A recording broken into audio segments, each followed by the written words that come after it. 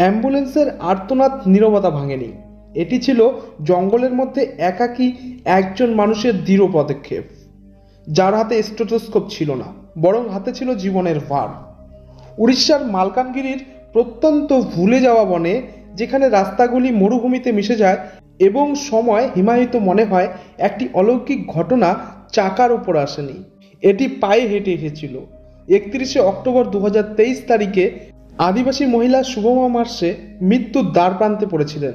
প্রসবের পরে প্রচুর রক্তক্ষরণ হচ্ছিল, কোনো হাসপাতাল দেখা যাচ্ছিল না, কোনো অ্যাম্বুলেন্স তার কাছে পৌঁছতে পারেনি। বেশিরভাগের জন্য এটি শেষ হতো, কিন্তু ডাক্তার ওমকার হোতার জন্য এটি কেবল শুরু ছিল। চাকরির বাইরে একটি মিশন। ভারতের সবচেয়ে দুর্গম জেলাগুলির মধ্যে একটিতে অবস্থানরত ডাক্তার হোতা সাহায্যের জন্য অপেক্ষা করেননি।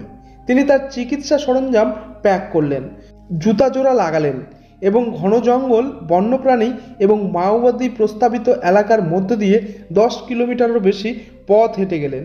তিনি গুরুতর অবস্থায় সুকমায় পৌঁছেছিলেন, জীবন রক্ষাকারী চিকিৎসা দিয়েছিলেন এবং স্থানীয়দের সহায়তায় তাকে একটি অস্থায়ী স্ট্রেচারে রেখেছিলেন। পরবর্তী 3 ঘন্টা ধরে তিনি আবার হেঁটেছিলেন, এবার প্রতিটি পদক্ষেপের উপর নির্ভর করে একটি ভঙ্গুর জীবন নিয়ে, যতক্ষণ না তারা পাপুলুরের নিকটতম স্বাস্থ্যকেন্দ্রে পৌঁছায়।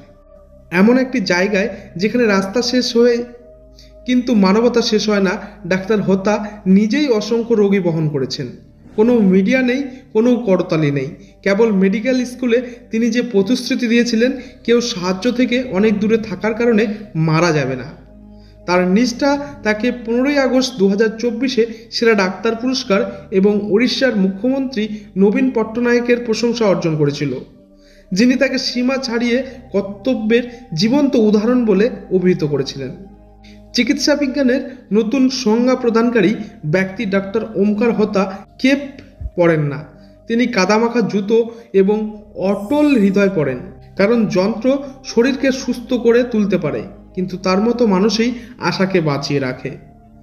স্যালুট জানাই এই ডক্টর ওমকার হোতাকে। সরকার লিভেলসের সমস্ত দর্শক সুস্থ থাকবেন, ভালো থাকবেন।